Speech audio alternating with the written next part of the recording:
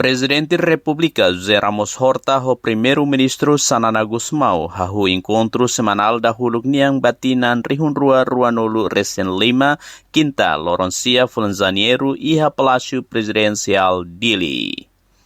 E a encontro nesse estado no chefe governo focaliu ba prioridade estratégico governo niang e hatinang idane.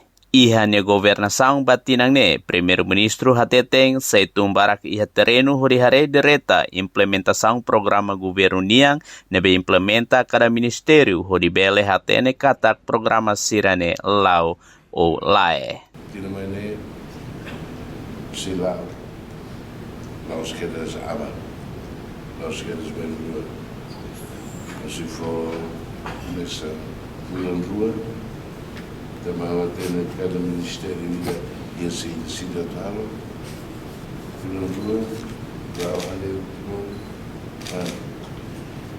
algo não estou em bem sabe ali mais bom falar atenção para ligar parlamento magreano vai lá ali botinha vai lá mas como orçamento por programa e de vários programas de meio de orçamento. Hoje nem que estou dia junho, julho, agosto, não sei, vamos a refino faliona, o bem for lembra, ele vai escolar até. Hoje ele vai clínica no sábado, hoje ele vai estrada, hoje quando halo programa foi um plano de ação foi batido em 2026, portanto até não de INBEMA, que é a prioridade ali e tudo.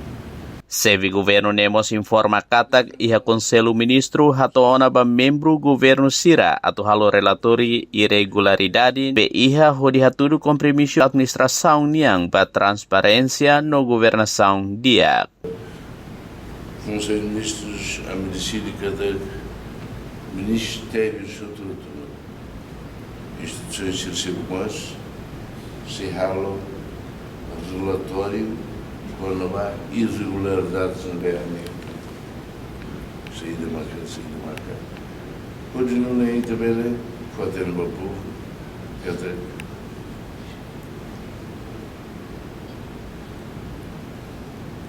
o que acontece e pode ter uma sociedade onde a bela e a partir da grupo e da balantia vai extrair falha ao seu povo.